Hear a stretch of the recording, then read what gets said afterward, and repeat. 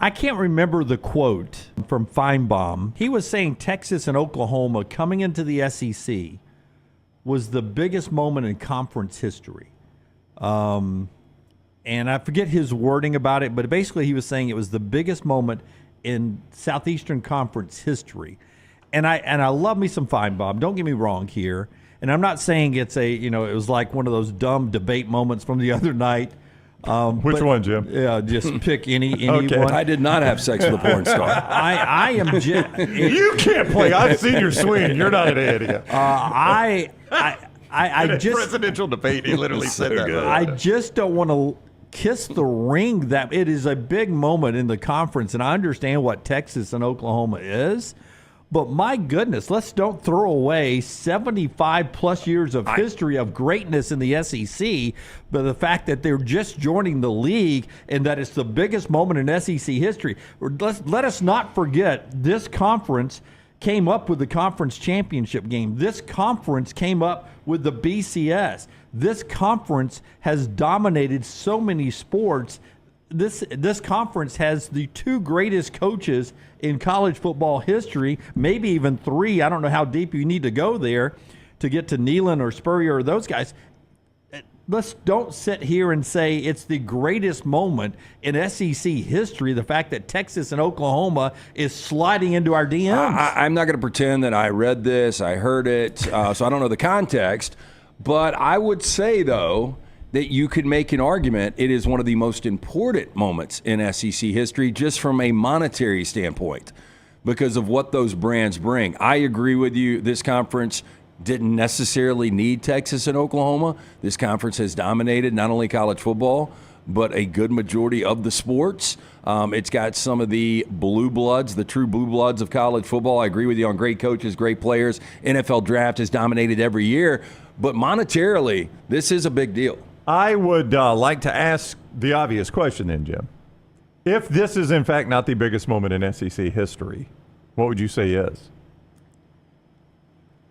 I mean, but how important is it, Brown? I mean, to his point, where was the SEC going to go if they didn't have Texas and Oklahoma? Did they even have to expand? I'll go another moment, Brown. I think a big moment, and you guys in the chat room may disagree with me. I think a big moment is when the SEC negotiated with CBS and got a standalone 2:30 on a major network every week. Was going to be the biggest game in the SEC from Seattle to Miami, from New York to Los Angeles. I think that started to increase the SEC name brand coast to coast at 2:30 Central, 3:30 Eastern on CBS every week. You didn't have to wonder, is it going to be a Pac-12 game? Is it going to be a Big Ten game? Is it going to be an ACC game? You knew every damn week the biggest game in the SEC was going to be at 2:30 on CBS. That was a big moment in SEC history. No other conference has ever had that up until that point. I mean, it's going by fast in the chat here, but in the MyBookie.ag chat, Pritch Law argues for the 92 SEC championship game. Pretty big moment there. I mean, huge. That is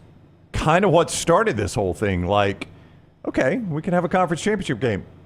Well, okay, maybe we could not just have all these bowl tie-ins and the best two teams could meet.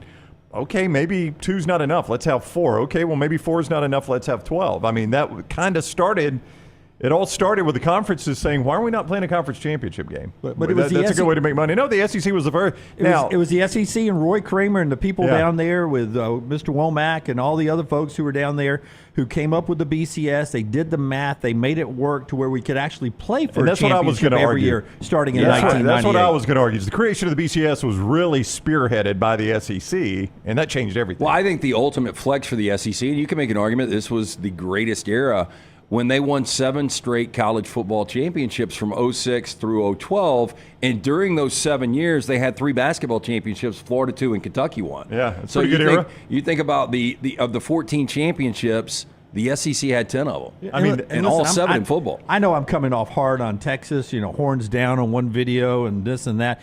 I'm glad they're in the league. It's going to be so much fun having Texas and Oklahoma in the league. I don't want to go out to Dallas and be scorned by Greg Sankey, the commissioner, saying, Jim, why are you not on board with this? I'm excited they're here. It's going to be so much fun. It made the conference better. You can't deny it. Two more great games in every sport. No matter what sport it is, it's 2 more great games every week.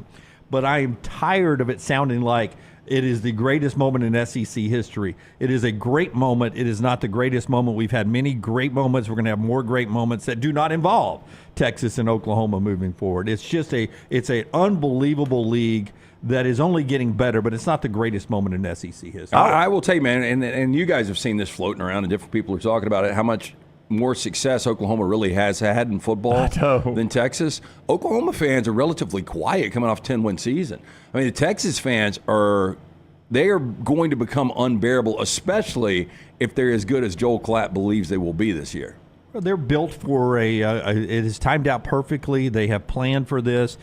Sark and everyone who made the move to bring Sark in, his recruiting, it is timed out perfectly with the NIL to where they can be relevant in their first year in the SEC. But Texas A&M had a nice run their first year in the SEC. Missouri came in and played in an SEC championship game very quickly as well. So even if they are special this year, it won't be the first team to come into the league and be special their first year either. I just never can get past the fact, and I enjoyed it when I was a kid, that literally you could have the number one team in the country on New Year's Day playing in the Rose Bowl and the number two team in the country playing in the Sugar Bowl. What kind of stupid system we had back then. And you had to cheer for upsets and then hope people It's the dumbest it was a lot of people voted for you. It was the dumbest system possible, Lance. And, I mean, the fact that the SEC was instrumental in at least changing that changed football forever. You had to cheer. I mean, this is my childhood. Yeah. You had to cheer for number 5 Notre Dame to upset number 1 Texas,